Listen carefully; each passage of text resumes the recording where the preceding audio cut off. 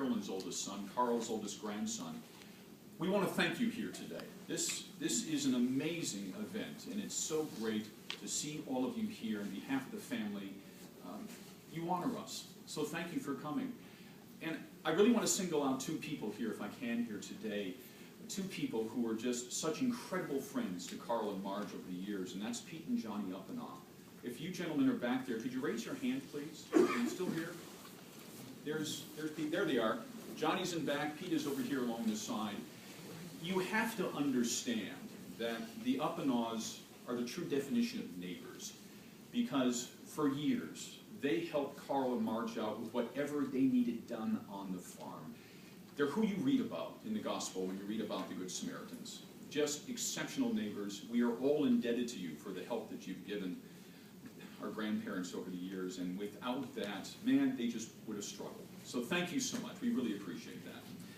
You know, it is said that in farm country, you measure a man by the size of his tractor.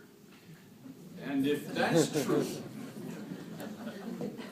true, Carl always measured his tractor by the number of grandchildren you carry. You could carry a lot of them. While other guys measured horsepower, Carl always measured kids' power.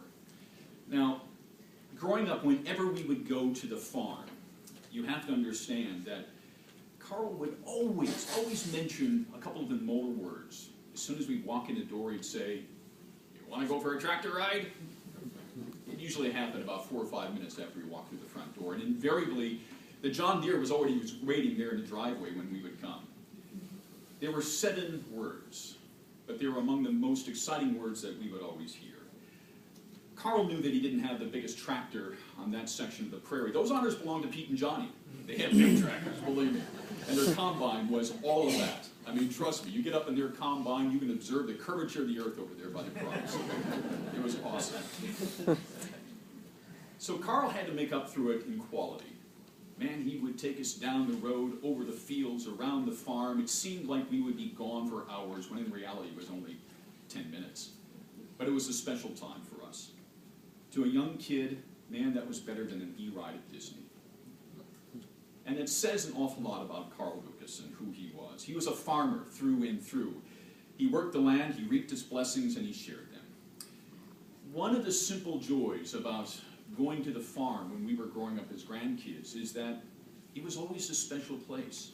A place where milk didn't come from the store, it came in a mason jar out of the milk cooler in the barn. It's a place where potatoes never came out of a plastic bag, it came out of the ground next to the pig pen. I'm sure a lot of you can relate about that. Peas never came from a can, they came from the Uppenaugh's field across the street. True story.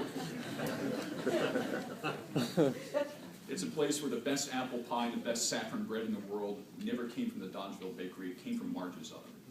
To this day, she still makes the best saffron bread on the planet. That was Carl's world. You know, he was born into farming back in September 28th of 1915, and in one way or another, he's been farming ever since. Where once he would walk behind a horse pulling a single iron plow, he would one day drive an iron horse that pulled about 6 or 7 plows. He's seen hybrids go from something you plant to something he could drive. During that time, the price of milk was perhaps never the same price twice. But he lived through 2 world wars, a Great Depression, a Great Recession, and get this, 17 presidents. 17 of them. Think about that for a moment.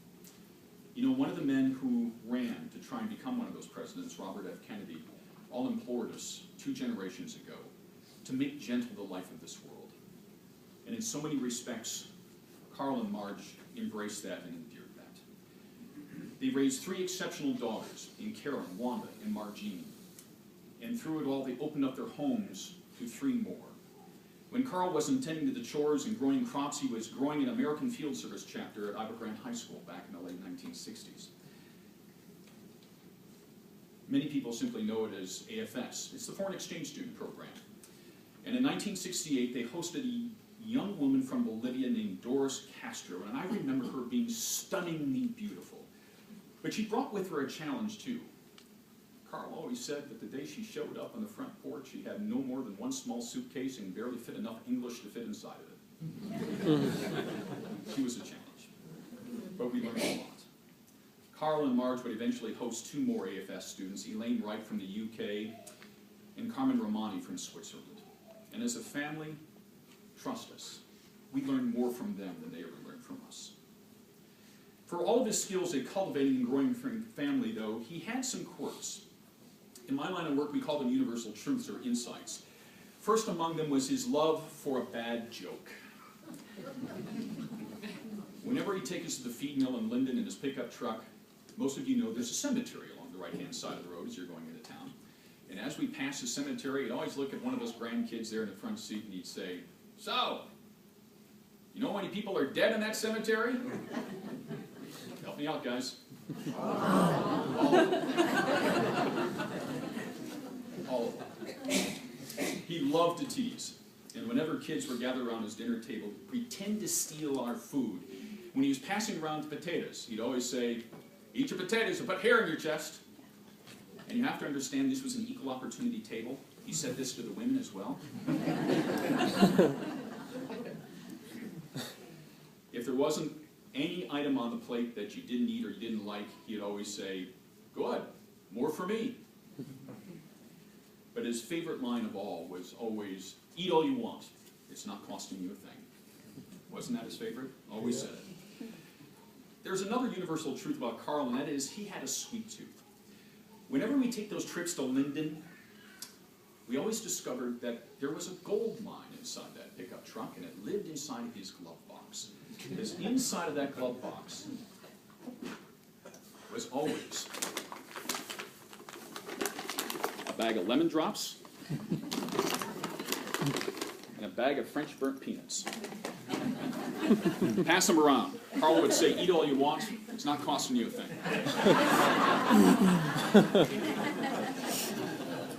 By the time we got back to the farm, those bags were empty. They were always gone. He loved to tease his grandchildren, always about waking up and coming with him to do chores in the middle of the morning.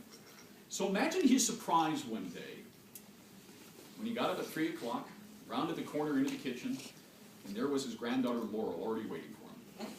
"What are you doing here?" he said. Well, she went out and did chores with him that day. No one escaped the teasing, not even future spouses.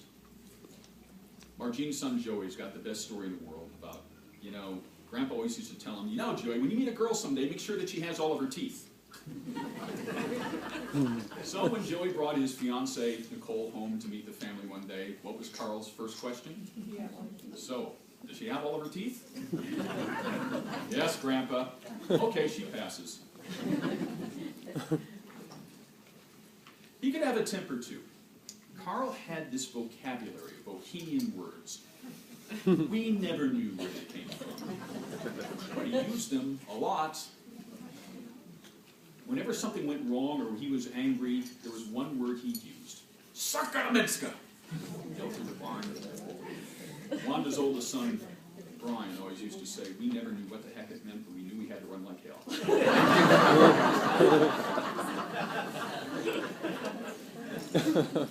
But the biggest universal truth of all is he loved playing the role of grandfather. When my brother Doug and I were young, he taught us how to play baseball. Maybe some of you saw the pictures in the back of Carl in his baseball uniform when he was young. He was a left-hander. Everyone called him Lefty, and he carried that nickname throughout the rest of his life. Lefty Lucas is what they called him. He would take Doug and Mike and I out in the farm field with his old willow bat. He'd stand back there by the fence, and he'd knock balls out to us out there in the middle of the hayfield. He taught us how to shag flies, he taught us how to field grounders, and he taught my brother Doug how to pitch. In fact, he even brought Doug his very first baseball glove that he used all throughout his baseball years when he was in Little League. Years later, he would take Margine's boys, Jeremy and Joey. He would take them in the chicken coop because he had a forge in there. Back in the day, he would make his own horseshoes, as everyone did at Carl's age. But he showed Jeremy and Joey how to forge steel, how to bend steel, how to make steel, and some memory that they still have to this day. He would also tie up the snowplow to the front of the tractor, tie a sled to the back, and then haul them all over the farm, pulling them behind the tractor. We know Carl had a passion for family and children because he wrote about it. A number of years ago, he dictated his autobiography to Margie, and in that he said, "As I travel through life, I have so much to be thankful for. I have a wonderful wife, 3 wonderful daughters which come first in my life, and I always think of these 4 people first, and then myself." And he went on to write, "I wanted my girls to have the things in life that I always wanted but could not because of the Depression. I think I've accomplished this mission. If I had not, I would be deeply, deeply disappointed." Those are Carl's words and Carl's story. You know, we really can't ignore the fact that for the last few years, this was not the storybook ending that we all wanted for Carl. Dementia is a damnable disease.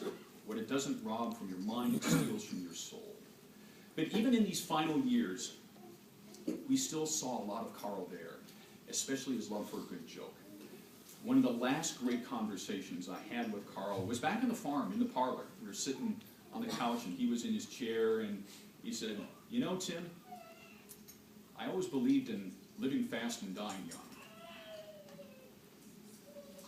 I kind of looked at him, and I thought, I'm not filling in the gaps here. Finally, he broke the uncomfortable silence, and he said, "Well, I guess I didn't do so well." He did well. He did do well. You know, God knows there are too many children who will never achieve a lifelong loved and a lifelong lived.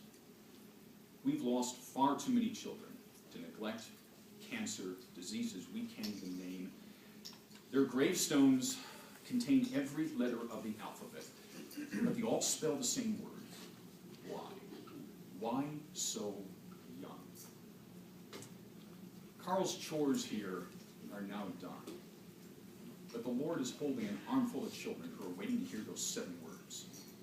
Want to go for a tractor ride? That's Carl. 2 more things here before we wrap up. A lot of you have been talking about memories and pictures and everything else. Carl was a 20th century man, but he now has a 21st century website. I've got some memories on there. We've got Carl's autobiography that I posted there yesterday. It's all live as of today, and it's mobile ready as well. It's easy to search for. Just search for Carl Lefty Lucas. You'll find it. And as Carl would say, I don't know a bit from a gigabyte. It's easy. Just ask your grandchildren to help you out. Finally, there is going to be a feast over at United Methodist Church in Cobb right afterwards. Everyone here is welcome. And you're welcome to eat as much as you want, because Carl would say, it's not costing you a thing.